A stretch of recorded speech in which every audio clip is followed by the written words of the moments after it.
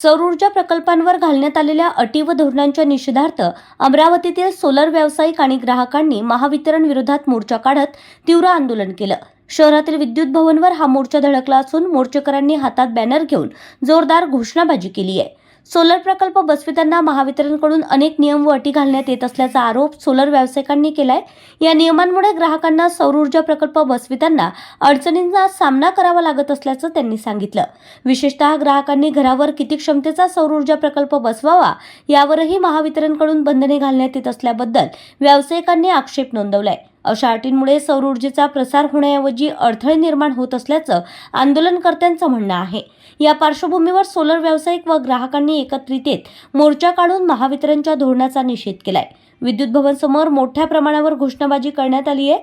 तसेच सौर प्रकल्पांवरील बंधने तात्काळ हटवून नियमांमध्ये सुलभता आणावी अशी मागणीही यावेळी आंदोलनकर्त्यांनी केली आहे। हा मोर्चा सोलर असोसिएशनचा नाही, मी पुन्हा तुम्हाला तेच सांगतोय, हा मोर्चा जनसामान्य ग्राहकांसाठी आहे।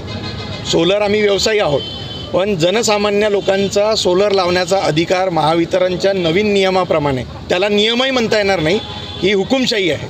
नियम असतात तर तू कुठेतरी MERC, CERC, central electricity regulatory commission, Maharashtra electricity regulatory commission, कुठेतरी नोटिफिकेशन, कुठेतरी सर्क्युलर असतं। सर्क्युलर नाही, काही नाही 13 फेब्रुवारीला सकाळी उठलो आणि एक नवीन बॉम्ब पडला।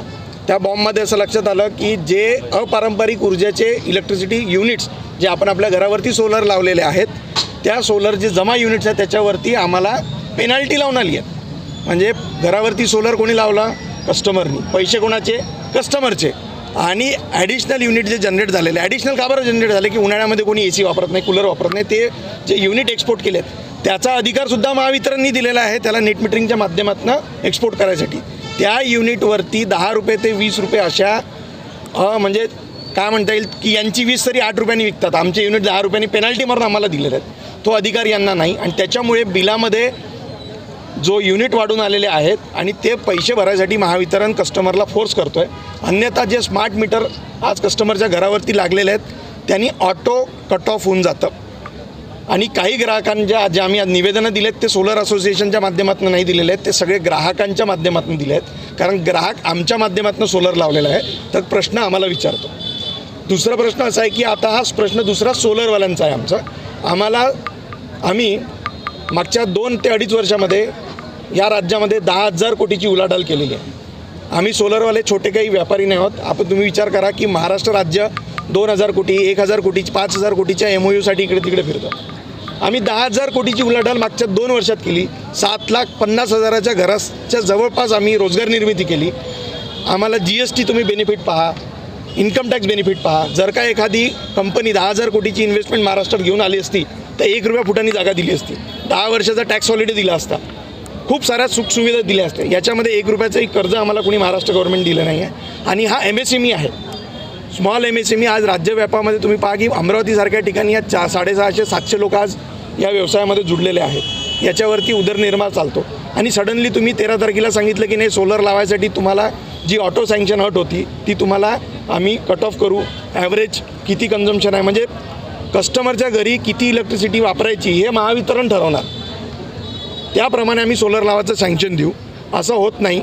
या आवाजाविरोधात आम्ही सगळ्यांनी एकजूट होऊन याच्या पहिले पत्रकार परिषदा घेतल्या।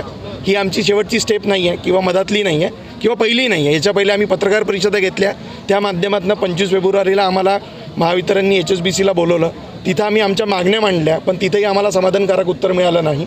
त्याच्यानंतर आत्तापर्यंत आम्ही वाट पाहिली की जे काही करेक्शन्स होतील, जे तिथे आम्हाला आश्वासन देण्यात आलं होतं ते देण्यात आलेलं आश्वासन पण पूर्ण झालं नाही। म्हणून डिस्ट्रिक्ट लेवलला, हा फक्त अमरावतीचा विषय नाही, महाराष्ट्रातल्या प्रत्येक डिस्ट्रिक्टमध्ये SEना जाऊन भेटण्याची परंपरा आता सुरू आहे। आमचं निवेदन आम्ही फिजिकल लेवलला देतो आहे। अजूनही आम्ही 4-5 दिवस, 10 दिवस पुन्हा वाट पाहू, 5 दिवसपर्यंत वाट पाहू आणि नाही झालं तर आम्ही महाराष्ट्रव्यापी आणि त्याच्यानंतर देशव्यापी आंदोलनाची आमची भूमिका आहे। याच्यामध्ये आम्ही ministry of new and renewable energy, solar लावायची ही जी संकल्पना आहे ही महाराष्ट्र गव्हर्नमेंटने आणलेली नाही आहे सबसिडीची। ही सबसिडी सेंट्रल गव्हर्नमेंट देतं। सेंट्रल गव्हर्नमेंटच्या नियमात राहून हे सगळे कामं केल्यावरही जर का ग्राहकांना भुगदंड भेटत असेल तर याची जबाबदारी घेणार कोण? म्हणून आम्ही सेंट्रल गव्हर्नमेंटला पण अप्रोच करणार आहोत।